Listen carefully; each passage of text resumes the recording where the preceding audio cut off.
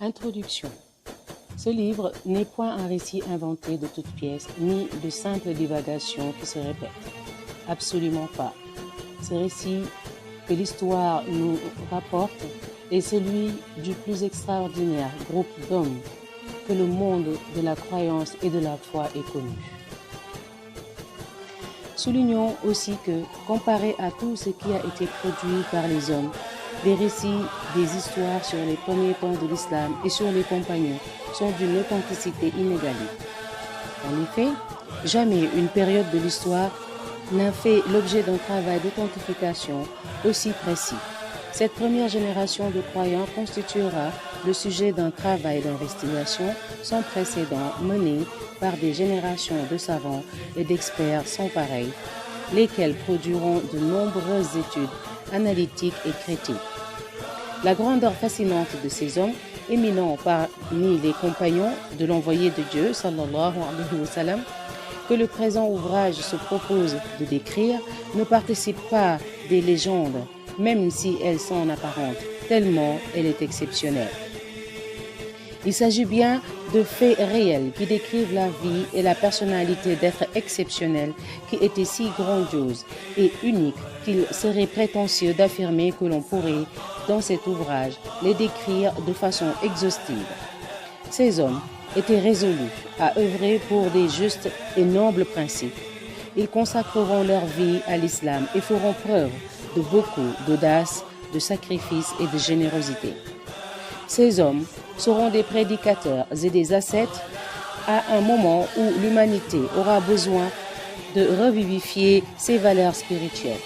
Ils seront aussi des révolutionnaires et des libérateurs lorsque l'humanité aura besoin d'être délivrée de ses carcans et guidée vers la lumière. Ils seront même des précurseurs et des explorateurs lorsque la civilisation humaine attendra de nouvelles et sagaces perspectives pouvant lui donner un nouvel élan. Comment donc ces hommes pieux ont-ils pu réaliser autant de choses en à peine quelques années? Comment ont-ils pu anéantir l'ancien monde, ces empires et ces spectres, les transformant en tas de sable écroulé? Comment ont-ils pu bâtir un monde nouveau à partir du Coran, des paroles de Dieu, un monde faisant apparaître toute sa beauté et laissant briller toute sa grandeur? Comment une communauté aussi puissante a-t-elle bien pu naître à partir d'un livre révélé? Mais surtout, comment ont-ils pu réussir, en un temps record, à éclairer la science humaine par les lumières de l'unicité divine et à délivrer les hommes de l'idolâtrie séculaire? Il s'agit là d'un véritable miracle, celui que nous devons essayer de comprendre. Un des miracles les plus surprenants réside dans la puissance psychologique intense de ces hommes, par le biais de laquelle ils ont réussi à ancrer dans leur cœur de nobles vertus et à s'attacher fermement à la loi. Le changement de leur personnalité fut alors radical et très éloquent. Ceci étant, il faut souligner que tous les miracles réalisés par les compagnons ne sont en réalité qu'un modeste reflet du véritable et magnifique miracle qui s'est manifesté au monde le jour où Dieu a permis la révélation du Coran à son prophète sallallahu alayhi wa sallam de transmettre son message et au cortège de l'islam de faire ses premiers pas sur la voie de la lumière. Dans cet ouvrage, nous présentons la biographie de 60 compagnons du messager de Dieu, sallallahu alayhi wa sallam. Comme nous l'avons souligné dans la conclusion de cet ouvrage, ces 60 personnalités ne représentent en réalité qu'un échantillon de plusieurs milliers de compagnons qui ont cru en le prophète, sallallahu alayhi wa sallam, et l'ont soutenu. À travers leur biographie, on peut reconnaître beaucoup d'autres personnages qui n'ont pas été mentionnés. Cet ouvrage fera découvrir au lecteur la force de foi des compagnons, leur endurance, leur héroïsme, ainsi que leur loyauté envers Dieu et son messager, sallallahu alayhi wa sallam. Nous observerons ensemble leurs sacrifices et partagerons leurs craintes et leurs angoisses. Nous analyserons aussi leur victoire sur le champ de bataille. Enfin, nous verrons de plus près le rôle éminent qu'ils ont joué pour affranchir l'humanité de l'idolâtrie et de la perdition. Vous ne trouverez pas, chers lecteurs, dans les 60 biographies sélectionnées, celle de 4 califes, Abu Bakr, Omar, Ousmane et Ali, radiyallahu ta'ala anhum. Nous avons consacré à chacun d'entre eux un ouvrage indépendant déjà édité. Abu Bakr est arrivé, Waja'a Abu Bakr, entre les mains de Omar, Bayna yaday Omar, sous la grandeur de Ali, Fi Rihab Ali, et adieu Ousmane, Wadda'an Ousmane. Et maintenant, rapprochons-nous avec recueillement et allégresse de ces hommes pieux. Observons ensemble les meilleures vertus qui puissent connaître l'humanité. Observons aussi leur modestie qui cache toute leur grandeur. Soyons ainsi les témoins de l'histoire de ces hommes qui, au nom de la vérité, ont démantelé l'ancien monde, propagé l'unicité des dieux et libéré l'humanité. Par Khalid Mohammed Khalid. La lumière qu'ils ont suivie. Qui était cet éducateur? Qui était cet homme dégageant une grandeur, une honnêteté et une éminence aussi exceptionnelles?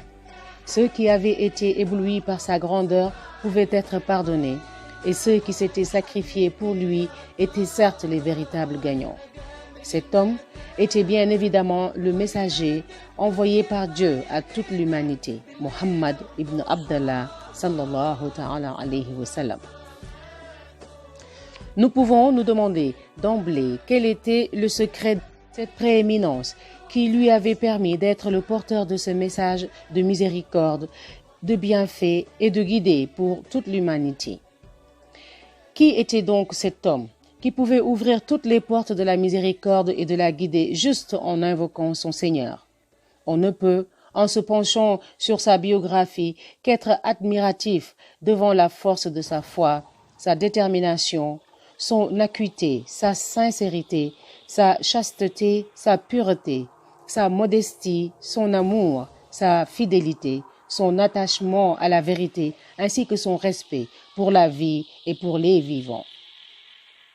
Les bienfaits de Dieu sur son messager, sallallahu alayhi wa sallam, étaient très importants, car ce dernier devait porter le message de l'islam et parler au nom de son Créateur. Il avait par ailleurs un statut particulier, car il avait été choisi par Dieu pour être le sceau des messagers. Quoi que nous disions, nous écrivions sur sa grandeur, nous ne pourrons jamais le décrire à sa juste valeur. Si nous avons décidé d'entamer cet ouvrage en parlant du messager de Dieu, sallallahu alayhi wa sallam, nous ne prétendons pas pour autant être en mesure de nous acquitter, ne serait-ce que partiellement, d'une telle responsabilité. Il nous est impossible de présenter au lecteur la réalité de la grandeur du messager de Dieu, sallallahu alayhi wa sallam. Les écrivains, les intellectuels et les experts, tous sont dans l'incapacité de dire qui était véritablement le prophète, sallallahu alayhi wa sallam, tellement sa grandeur dépassait l'entendement. Pour dire vrai, il s'agit simplement d'esquisser dans cette introduction quelques traits de la suprématie et de la grandeur du prophète sallallahu alayhi wa sallam, lesquels ont fait incliner les cœurs en sa direction. Dans les lignes qui suivent, nous allons essayer de débaucher les qualités qui vont impliquer la loyauté indéfectible de ces hommes, muhajirin, émigrés et ansar, médinois, dont nous allons ensuite parler dans cet ouvrage. Qu'est-ce qui pouvait donc distinguer le prophète sallallahu alayhi wa sallam des autres hommes de l'histoire? Qu'avait le prophète sallallahu alayhi wa sallam de si particulier pour que son message, sa miséricorde, ses principes et ses valeurs se propagent dans le monde entier et ce, jusqu'à notre époque? Notre ambition se limite juste à répondre à ces interrogations. Autrement dit, nous allons tenter de comprendre comment sa grandeur exceptionnelle et sa personnalité remarquable ont attiré vers lui autant de personnes. Qu'est-ce qui avait bien pu amener certains notables Khurayshit, Abu Bakr, Talha, Az-Zubayr, Ousmane ibn Affan, Abdurrahman ibn Auf, Saad ibn Abi Waqas, etc., à répondre aussi rapidement à l'appel du prophète sallallahu alayhi wa sallam et à se départir de tous les honneurs dont ils jouissaient au sein de leur peuple pour commencer une nouvelle vie parsemée de lourdes responsabilités, de difficultés et de conflits.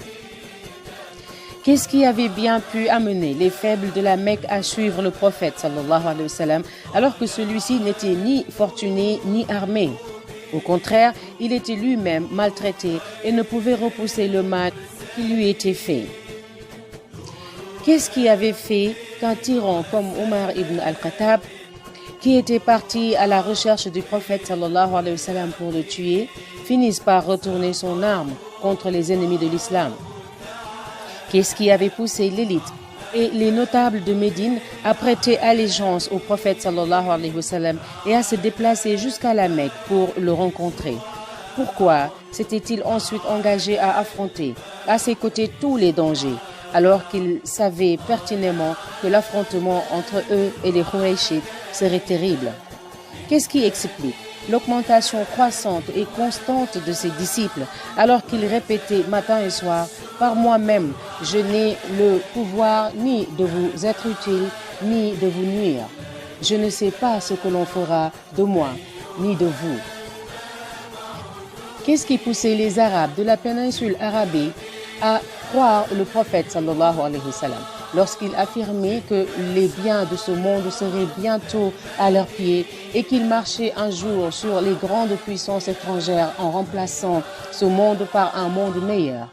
Qu'est-ce qui les poussait à croire avec beaucoup de certitude que le Coran qu'ils lisaient alors en se cachant finirait par être lu à voix haute, non pas à leur époque, mais en tout lieu et en tout temps? Pourquoi ces hommes avaient-ils eu foi en cette prophétie dont parlait le messager de Dieu, sallallahu alayhi wa sallam, alors qu'ils souffraient de la chaleur brûlante et de la famine dans un environnement hostile, caillouteux et désertique? D'où ces hommes puisaient-ils leur conviction et leur détermination? Ils puisaient cette force de la personne du messager de Dieu, Muhammad ibn Abdullah, sallallahu alayhi wa sallam. D'ailleurs, qui d'autre que lui pouvait provoquer un tel effet? Les compagnons voyaient de leurs propres yeux ses nobles caractères et ses mérites. Ils observaient sa pureté, sa chasteté, son honnêteté, sa droiture et son courage. Ils étaient aussi témoins de sa sublimité, son affection, son intelligence et son éloquence. Pour eux, l'honnêteté et la grandeur d'âme du prophète sallallahu alayhi wa sallam étaient aussi éclatants que le soleil qui brille.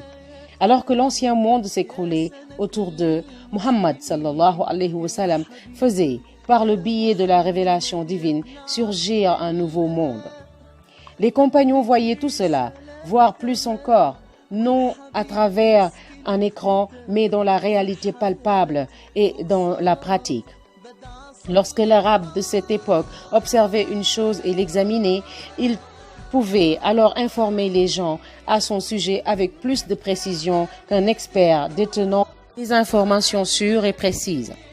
Il en était ainsi car les Arabes étaient passés maîtres dans l'art de l'examen et de la recherche assidue.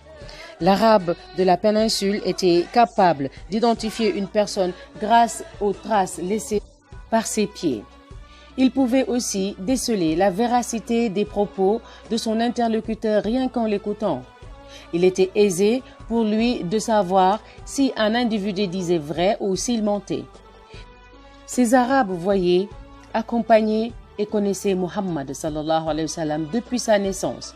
Aucun détail de sa vie ou de sa personnalité ne pouvait dès lors leur échapper.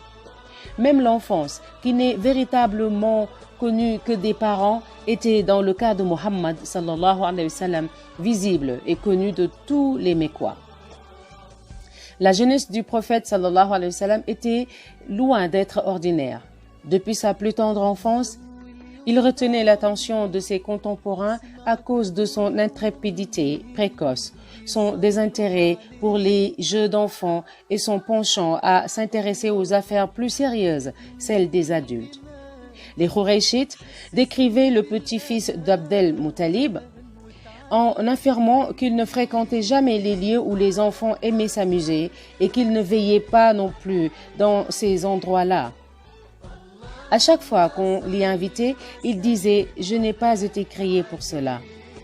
Les Qurayshites se racontaient également l'histoire de la fente de la poitrine que leur rapporta sa nourrice, Halima, lorsqu'elle vint à la Mecque rendre l'enfant à sa famille. Ils discutaient entre eux de ce qu'elle avait vu et remarqué chez cet enfant hors du commun. Pour Halima, il ne faisait aucun doute que l'enfant était doté d'un secret que seul Dieu connaissait et que les jours à venir allaient dévoiler.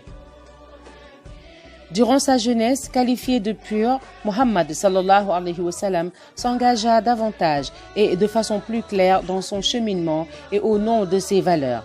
Plus les jours passaient, plus son peuple était fasciné par sa personnalité. Son intrépidité était maintenant visible et connue de tous. À l'âge adulte, Muhammad sallallahu alayhi wa sallam était devenu le point de mire de ses citoyens et la référence incontestable en termes de moralité, de comportement et de perfection. La vie du prophète sallallahu alayhi wa sallam n'avait donc pas de zone d'ombre. Il était parfaitement clair et connu de tous. Il le restera d'ailleurs jusqu'à sa mort. Très vite, les détails de sa vie seront connus par tous les gens, ses paroles, ses agissements, ses rêves, ses souhaits, voire ses pensées les plus intimes. C'est à croire que Dieu souhaitait qu'il en soit ainsi afin de dire à l'humanité « Voici mon messager que je vous envoie ». Pour avoir foi en lui, il vous suffit d'utiliser votre logique et votre raison. Voici aussi sa vie exposée sans les moindres détails, le jour où il n'était qu'un embryon jusqu'à sa mort.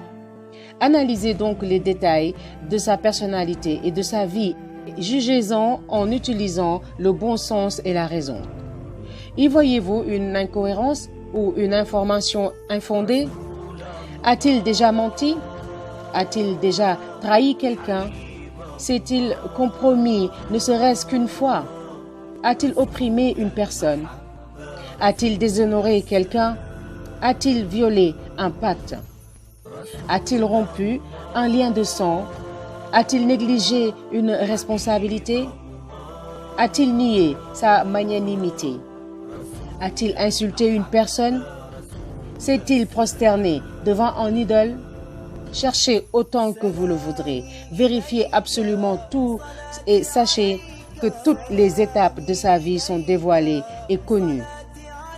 Si la vie de Muhammad sallallahu alayhi wa sallam est aussi pure, vraie et grande que vous l'observez, serait-il logique qu'un homme dont voici la vie devienne un menteur après avoir dépassé la quarantaine? Et sur qui mentirait soudainement cet homme? Sur Dieu? Oserait-il mentir en prétendant qu'il est un messager choisi par Dieu et sur qui descend la révélation? Non. C'est ce que dicte l'intuition, le bon sens, la logique et la raison. Comment donc réfléchissez-vous et pourquoi mentez-vous? Telle est la logique à partir de laquelle les premiers croyants avaient construit leurs relations avec le messager de Dieu, sallallahu alayhi wa sallam. Qu'il s'agisse des émigrés, muhajirin, ou de ceux qui avaient accueilli et soutenu Ansar, le prophète sallallahu alayhi wa sallam. Cette logique, implacable et inébranlable, leur avait permis d'évoluer de façon fulgurante, ne laissant aucune place à l'hésitation ou à l'atermoiement. Il était évident pour eux qu'un homme qui avait vécu une jeunesse aussi pure ne pouvait mentir sur Dieu. C'est grâce à cette clairvoyance que les croyants de l'époque avaient identifié puis suivi, dès les premiers instants, la lumière de Dieu.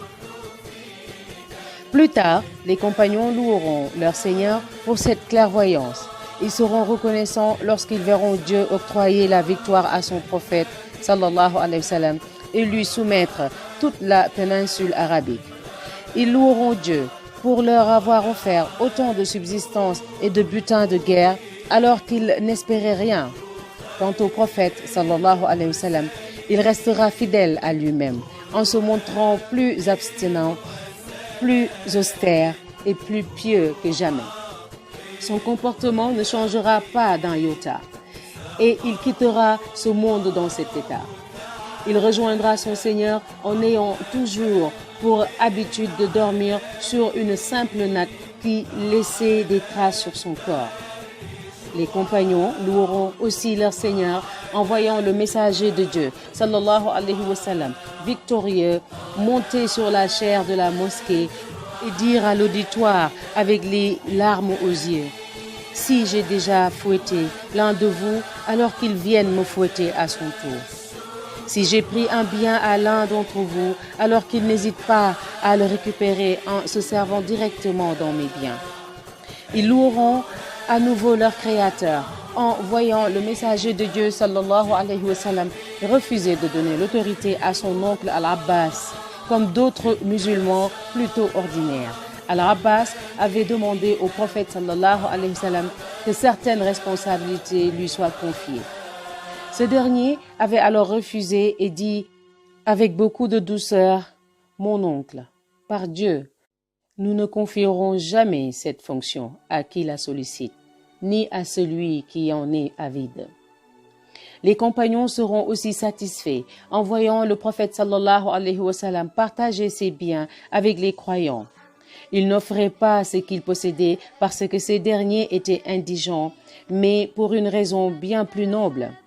En effet, lui et sa famille avaient comme principe immuable d'être les premiers à souffrir de la faim en cas de famine et les derniers à se rassasier en cas d'abondance. Les premiers croyants seront satisfaits en voyant toutes ces qualités du messager de Dieu, sallallahu alayhi wa sallam. Ils remercieront et loueront Dieu pour les avoir guidés à la foi. Ils seront convaincus que la vie et le comportement du prophète sallallahu alayhi wa sallam sont le signe infaillible de la véracité de sa mission. Ils se tourneront donc sans tarder et sans hésiter vers Dieu lorsque son messager sallallahu alayhi wa sallam leur dira: je suis le messager de Dieu envoyé à vous.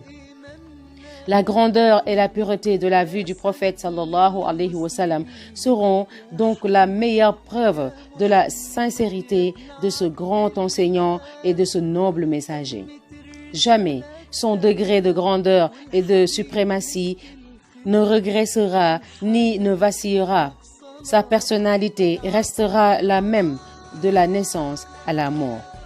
Lorsque le prophète sallallahu alayhi wa sallam atteignit l'apogée, il devint alors évident pour tout le monde que le porteur de ce message ne cherchait ni le prestige, ni la richesse, ni le pouvoir. En effet, lorsque ces trois choses se présentèrent à lui, il ne changea absolument pas et refusa toutes ces tentations. Il passa le restant de sa vie comme il l'avait toujours été, prompt au repentir et totalement dévoué à Dieu. Jamais son âme ne fut encline à des agissements contraires à ses valeurs. Il fut perpétuellement occupé par ses actes de dévotion ainsi que par le combat dans la voie de Dieu. Lorsque la seconde moitié de la nuit commençait, il se levait pour faire ses ablutions et il se mettait à s'adresser dans un dialogue intime à son Créateur et à prier en versant des larmes. Bien que la richesse ne cessait d'augmenter autour de lui, le prophète sallallahu alayhi wa sallam ne changeait pas pour autant de comportement. Il ne prenait de ses richesses que le strict minimum. Socialement, il vivait comme les plus humbles et les plus pauvres des musulmans. Lorsqu'il quitta ce monde, son épée était même hypothéquée. Toute la région avait fini par répondre à son appel. Les plus grands monarques de l'époque furent emplis de crainte et d'humilité lorsqu'ils reçurent ces lettres les invitant à l'islam. Cependant, jamais il ne laissera apparaître le moindre signe d'orgueil.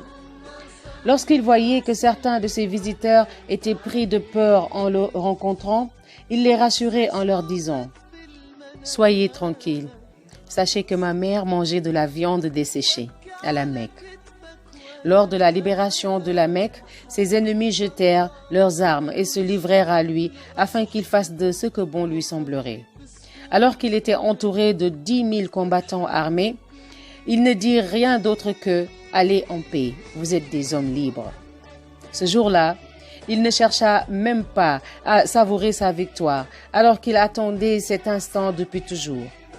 En effet, il traversa la Mecque en répétant des invocations et en montrant toute sa gratitude à l'égard de son Seigneur, le Très-Haut et le Très-Grand. Ce jour-là, le messager de Dieu, sallallahu alayhi wa sallam, pleura et inclina longuement sa tête par respect pour Dieu, au point que les gens ne purent pas voir son visage. En arrivant devant le temple sacré, Kaaba, il se mit à détruire les idoles, en disant « Voici que la vérité est venue et que l'erreur a disparu. Certes, l'erreur est vouée à disparaître. » Après tout cela, l'homme peut-il encore douter de la véracité de son message? Comment peut-on douter d'un homme qui a consacré toute sa vie à une mission qui ne lui a apporté aucun intérêt personnel, ni aucune position? Comment peut-on ne pas avoir foi en un homme qui s'est engagé dans une voie où il n'y a ni richesse, ni fonction honorifique, et ni prééminence? Même la reconnaissance et l'immortalité de sa personne dans l'histoire ne l'intéressait pas, car il avait foi uniquement en l'immortalité auprès de Dieu. La conduite d'un homme qui passe sa jeunesse et son adolescence dans la pureté et la méditation jusqu'à atteindre la quarantaine, puis qui passe le restant de sa vie dans l'adoration, la guidée et le combat dans la voie de Dieu, ne peut être un menteur. Lorsque la vie lui sourit et qu'il se vit en mesure de tout obtenir, il ne profita pas un instant des futiles honneurs de cette vie éphémère et préférera demeurer fidèle à la voie qui s'était tracée, à son adoration et à son message. Pourquoi donc mentirait-il? L'homme était pur et le messager impeccable. Nous avons dit précédemment que le bon sens et la raison étaient et restent aujourd'hui encore la meilleure preuve de l'honnêteté de Muhammad sallallahu alayhi wa sallam.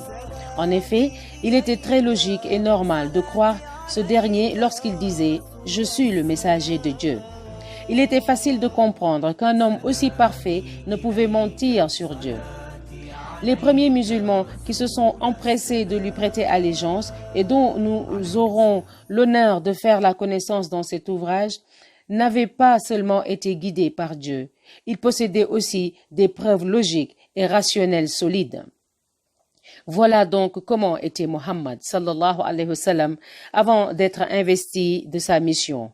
Voilà comment il était après les premières révélations. Voilà comment il était lors de sa naissance et au moment de sa mort. Peut-on déceler dans sa vie et son comportement la moindre faille? La réponse est non. Arrêtons-nous maintenant, un instant, sur les premières années de la prophétie.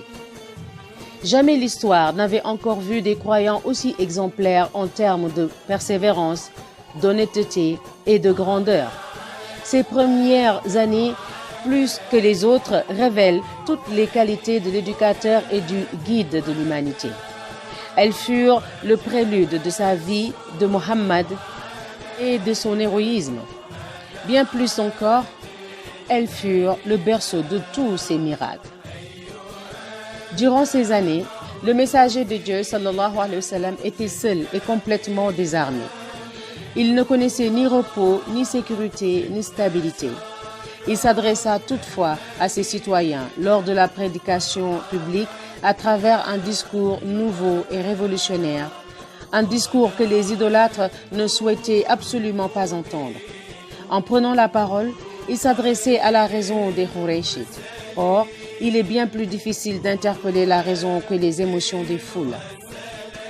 Les conséquences d'un discours qui fait appel à la raison peuvent être acceptées lorsqu'on partage les mêmes coutumes et ententes avec ceux à qui l'on s'adresse. Mais le prophète sallallahu alayhi wa sallam n'était pas un homme comme les autres. Il allait prendre la parole tout en observant un futur lointain que ses citoyens ne pouvaient imaginer. Il allait s'exprimer tout en vivant une situation que les gens ne pouvaient percevoir.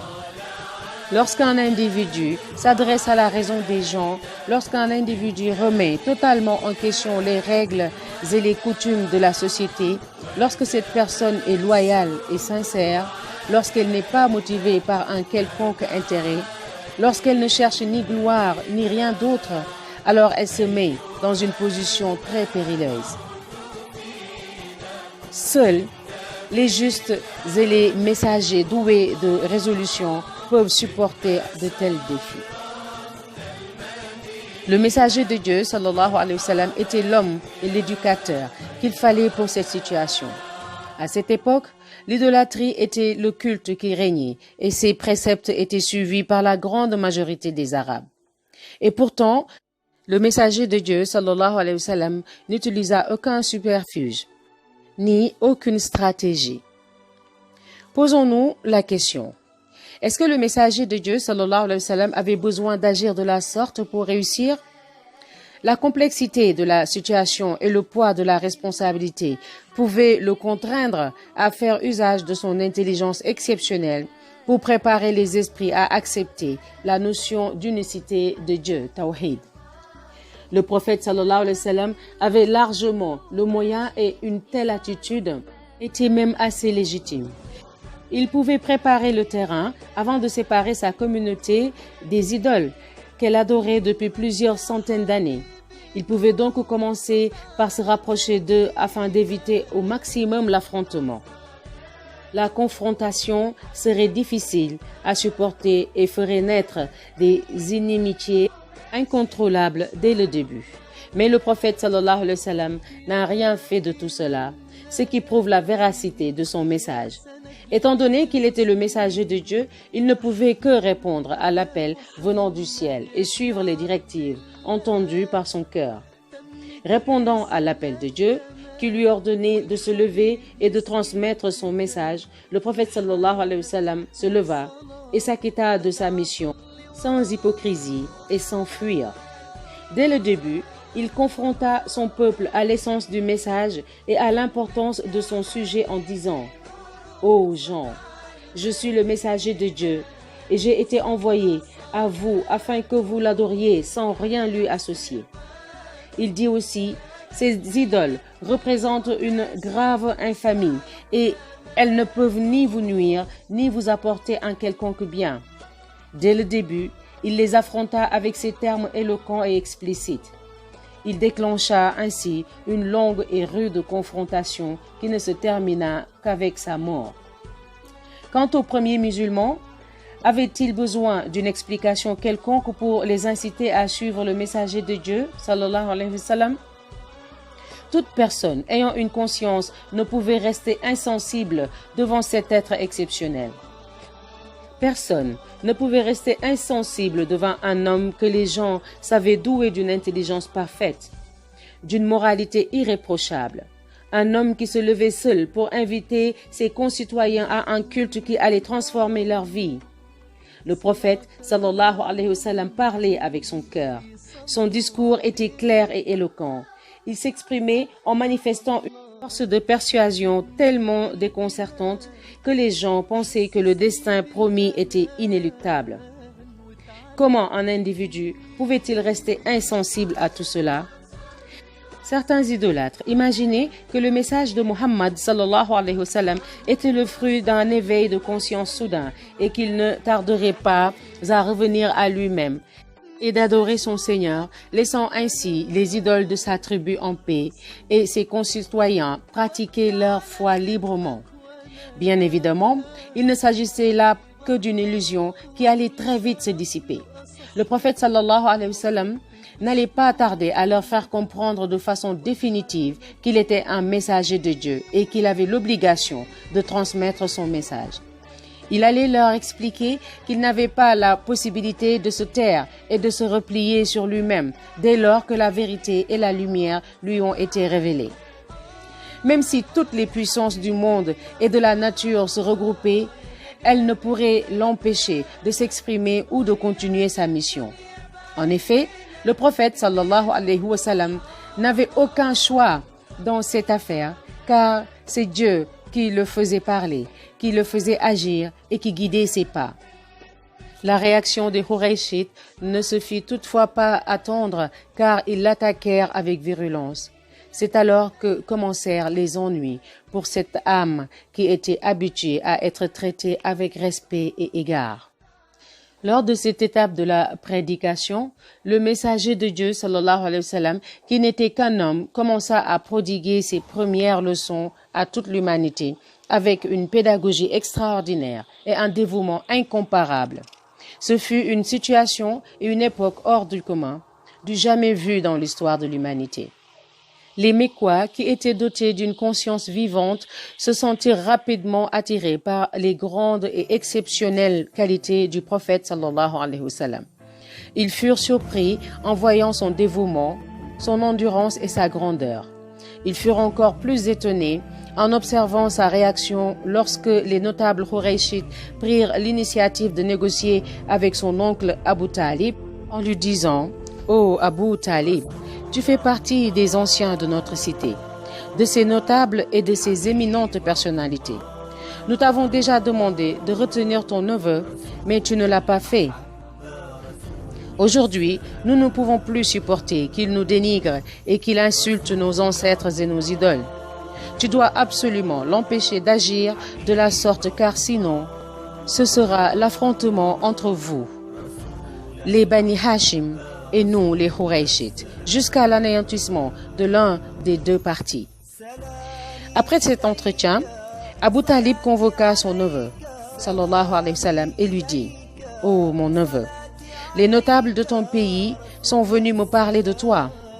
Préserve-moi et préserve-toi de leur mal, et ne me fais pas porter plus que je ne peux. » Savez-vous quelle fut l'attitude du messager de Dieu, sallallahu alayhi wa sallam, en voyant que le seul homme parmi les idolâtres qui le soutenait était en passe de le délaisser parce qu'il n'était pas prêt ou parce qu'il était dans l'incapacité d'affronter les Khouraïchites qui avaient décidé de passer à l'attaque? Eh bien, il n'hésitait pas un instant dans sa réponse et ne mâcha pas ses mots. Parfaitement convaincu d'être sur la bonne voie, il dit à son oncle: « Oh mon oncle, je jure par Dieu que même s'il déposait le soleil à ma main droite et la lune à ma main gauche, en échange de mon silence, je n'accepterai rien jusqu'à ce que Dieu me fasse triompher ou que je meure dans sa voie. Que la paix, le salut et la bénédiction de Dieu soient sur toi, ô prophète. Ô toi qui es le meilleur des hommes, tes paroles ont certes été celles d'un grand homme. » Abu Talib retrouva alors toute sa bravoure, héritée de ses ancêtres. Il serra très fort la main de son neveu et lui dit: « Fais et dis ce qui te plaît, car, par Dieu, je ne t'abandonnerai jamais. » Muhammad, sallallahu alayhi wa sallam, ne cherchait ni protection, ni sécurité auprès de son oncle, malgré la puissance de ce dernier. Au contraire, c'est lui qui procurait à son entourage protection, sécurité, endurance et persévérance. Quel homme noble pouvait rester indifférent à une scène pareille sans que son cœur ne batte par amour, par dévouement et par foi pour lui? La fidélité du prophète sallallahu alayhi wa sallam envers ses principes, sa persévérance dans la transmission de son message et son endurance face aux épreuves étaient dictées par son dévouement envers son Créateur. Par conséquent, il n'agissait jamais pour lui-même ni pour des intérêts personnels. Ce comportement ne pouvait qu'émerveiller et éveiller les esprits éclairés et vivants.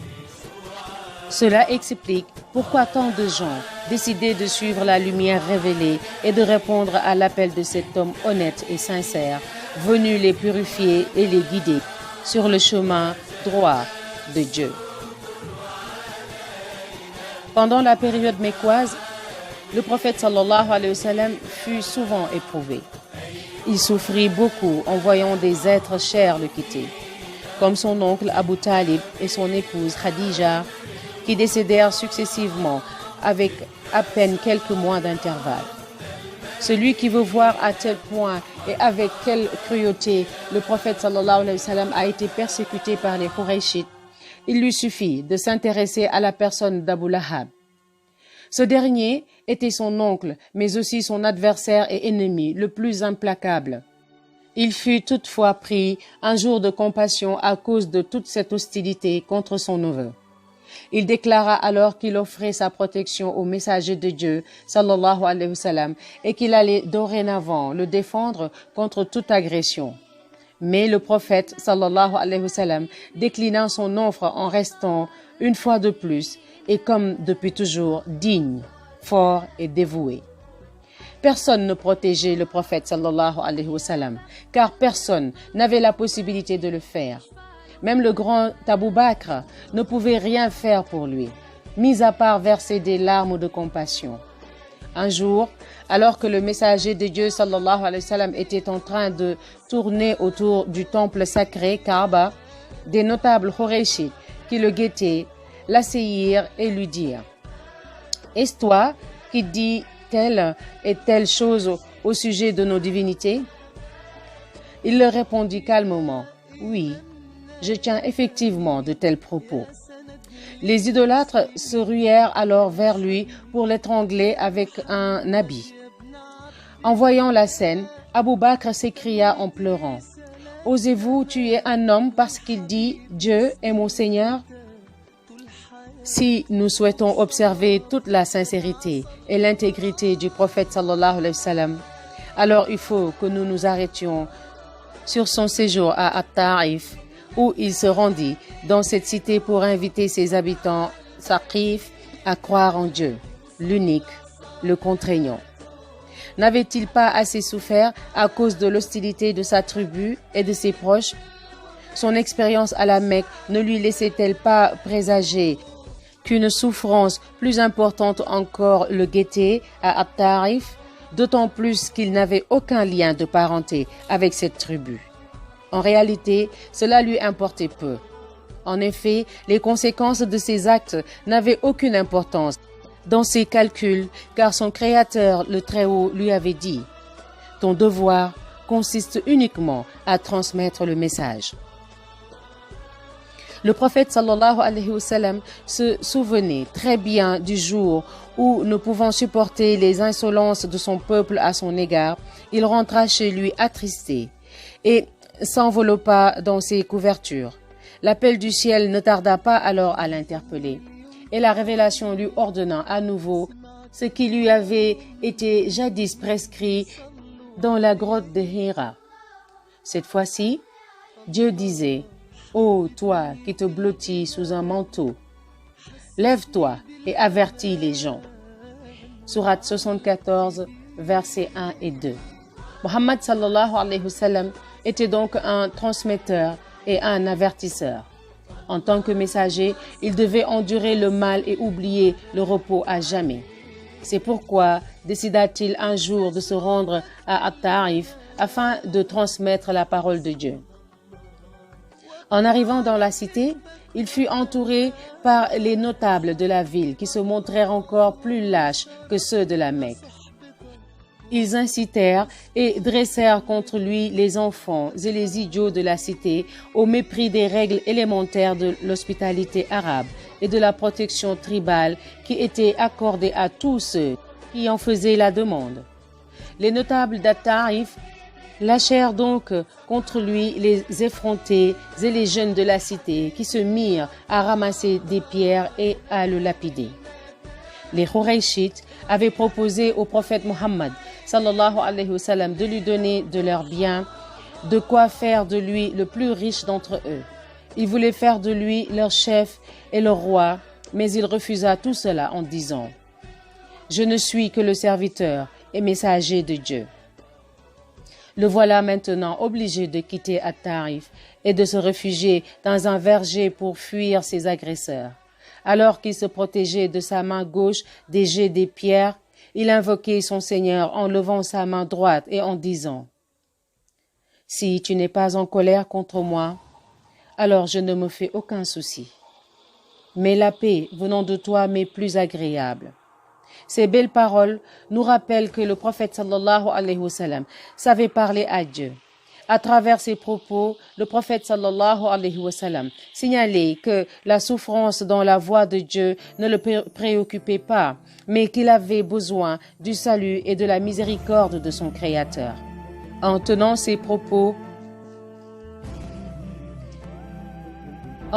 de telles paroles Il ne manifestait pas un manque de courage, mais souhaitait que Dieu lui accorde une faveur. Il savait très bien qu'il lui était possible de faire une telle demande. Dans une telle situation, il était important que le prophète sallallahu alayhi wa sallam souligne sa soumission en suppliant son Seigneur.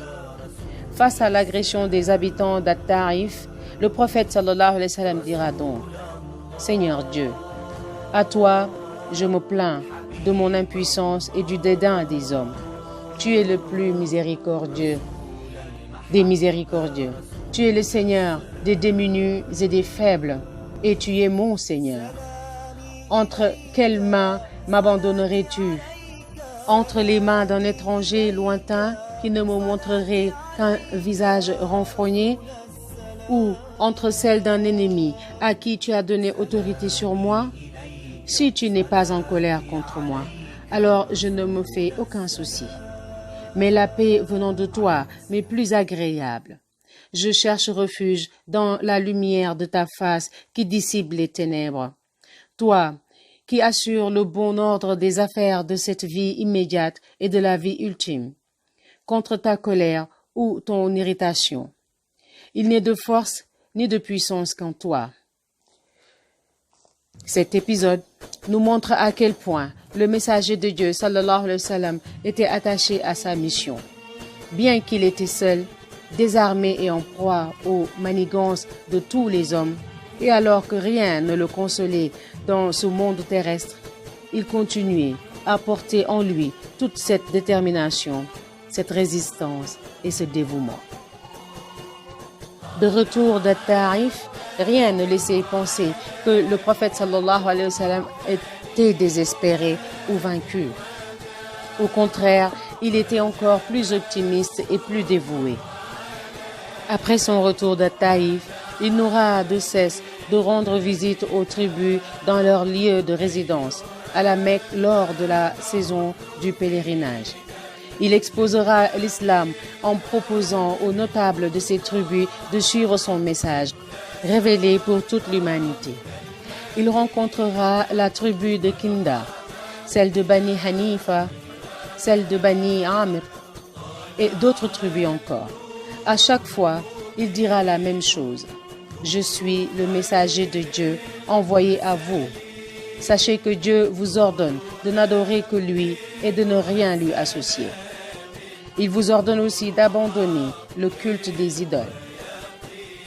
Lorsque le prophète sallallahu alayhi wa sallam exposait l'islam aux tribus arabes venues en pèlerinage à la Mecque, Abu Lahab le suivait et disait aux gens: ne le croyez surtout pas, je jure qu'il ne vous invite qu'à l'égarement. Dans ces moments difficiles, le prophète sallallahu alayhi wa sallam cherchait à trouver de nouveaux croyants qui pourraient le soutenir. Mais il était dénié et en but à l'hostilité. Il refusait toute forme de marchandage, car la foi ne pouvait être monnayée par des biens de ce bas monde ou par une promesse d'accession au pouvoir. Il dut affronter ce genre de problème lorsqu'il exposa un jour l'islam à la tribu des Bani Amr ibn Sa'ara. Il leur parla de Dieu et leur récita quelques passages du Coran. Après l'avoir écouté, ils lui dirent: vois-tu, si nous te prêtions allégeance et que Dieu te donnait la victoire sur tes contradicteurs, aurions-nous l'autorité après toi?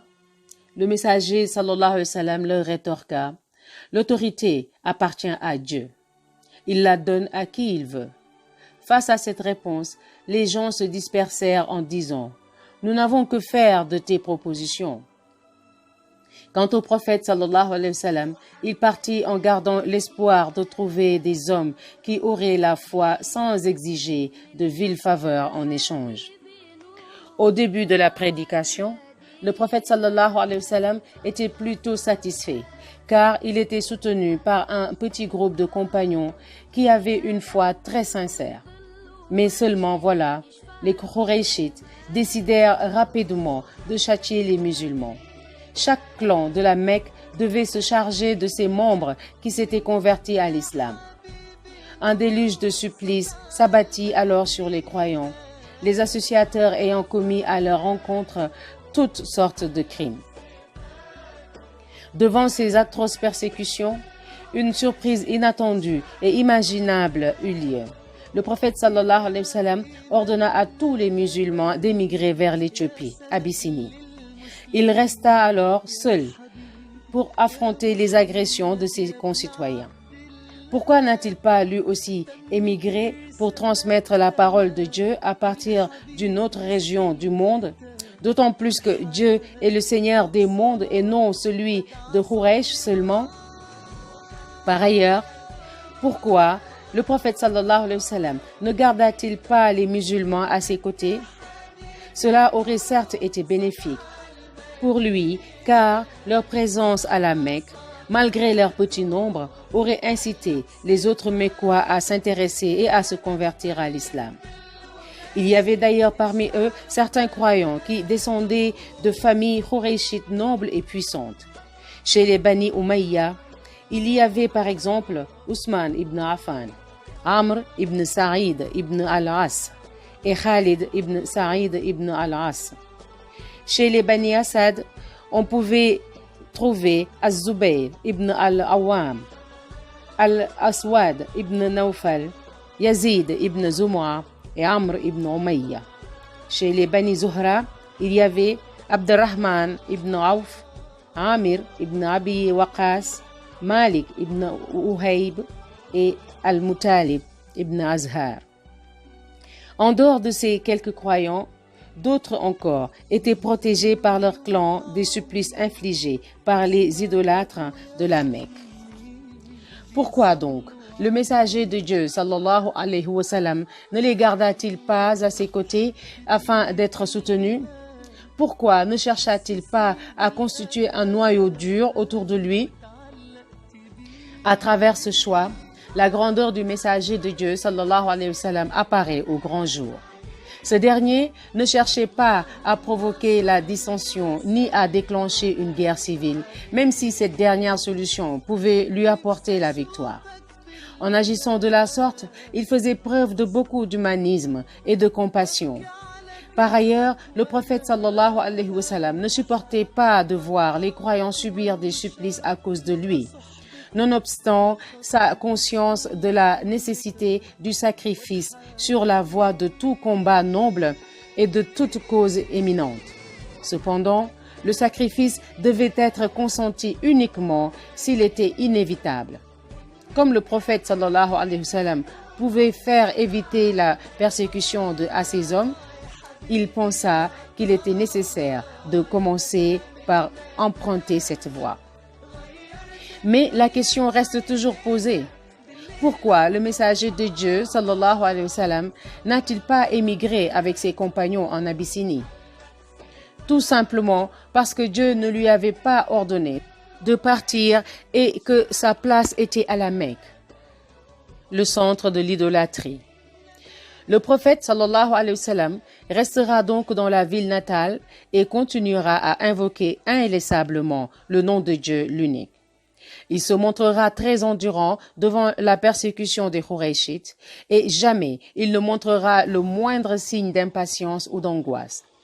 Le prophète sallallahu alayhi wa sallam pouvait tout supporter tant qu'il subissait seul le mal de ses concitoyens et tant que les musulmans, qu'ils soient faibles ou d'origine noble, étaient protégés.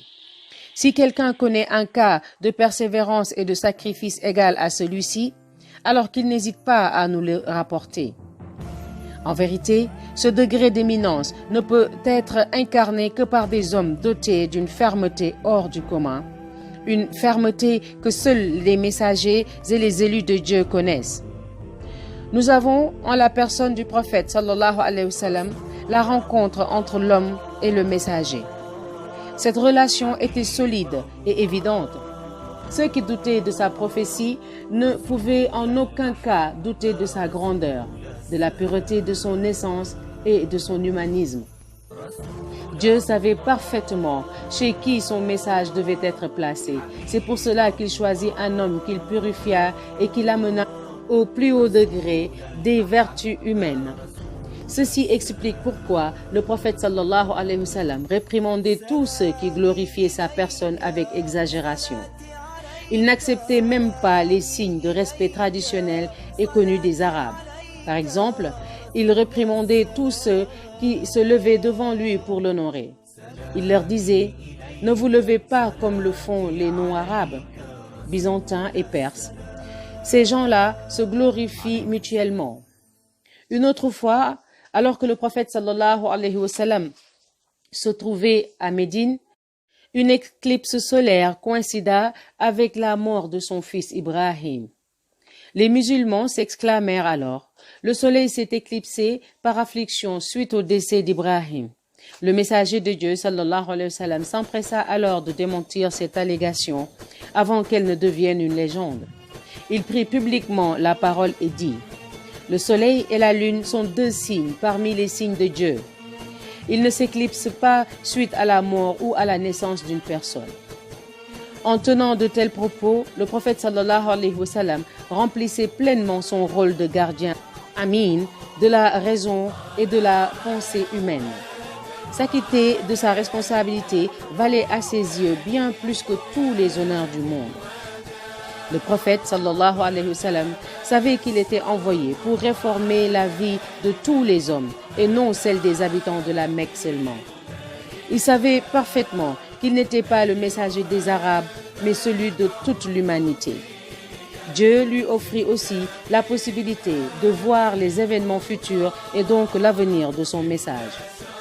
Le messager de Dieu, sallallahu alayhi wa sallam, pouvait donc voir de ses propres yeux l'avenir éternel de cette religion à laquelle il invitait tous les hommes depuis de nombreuses années.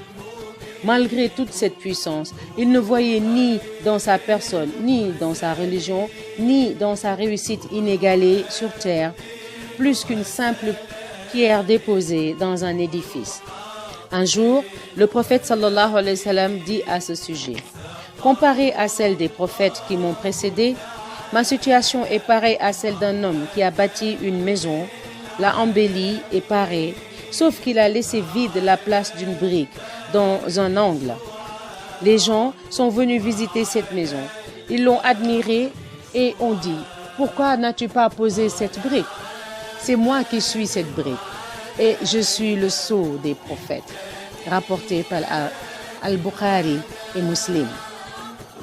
Sa vie, son combat, ses exploits, sa grandeur, sa pureté, sa réussite provenant de l'islam, ainsi que sa réussite à venir après sa mort dont il avait connaissance, tout cela ne représentait pour le prophète sallallahu alayhi wa sallam qu'une simple et unique brique déposée dans un édifice haut et bien enraciné. Et c'est lui-même, le prophète sallallahu alayhi wa sallam, qui le confirmait avec insistance. La modestie du prophète sallallahu alayhi wa sallam n'était pas artificielle. Elle ne cachait pas d'orgueil ou une volonté de goûter à la gloire. Par cette belle parole, il ne faisait que confirmer une vérité qu'il devait transmettre et qui participait de son message.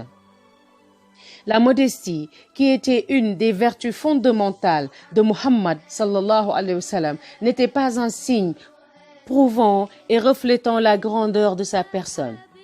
En vérité, la grandeur de l'envoyé de Dieu, sallallahu alayhi wa sallam, avait atteint un tel degré de suprématie et d'authenticité qu'elle était en soi un signe et une preuve. Voilà comment était l'éducateur de l'humanité, le sceau des prophètes, sallallahu alayhi wa sallam. Il était une lumière qui vivait parmi les gens. Après sa mort, toute l'humanité continuera à percevoir la réalité de sa lumière. Sa vie et son comportement ne cesseront d'être évoqués. Dans les pages qui suivent, nous ferons connaissance avec une partie de ses honorables compagnons. Nous verrons avec beaucoup de surprise et d'émotion leur force de foi inégalable, leur sacrifice et la noblesse du but pour lequel ils ont consacré leur vie. Cette étude vous permettra de voir de façon claire et concrète le secret se cachant derrière la singularité inimitable et exceptionnelle de ces hommes. Nous verrons que les raisons de leur réussite provenaient directement de la lumière qu'ils suivaient, de la personne de Muhammad, le messager de Dieu, sallallahu ta'ala alayhi wa sallam. Cet homme qui voyait la vérité avait une âme tellement pure qu'elle illuminait la vie et éclairait le destin des hommes. Masha'Allah, nous allons revenir tout à l'heure sur le récit de Mus'ab ibn Umayr, Inch'Allah.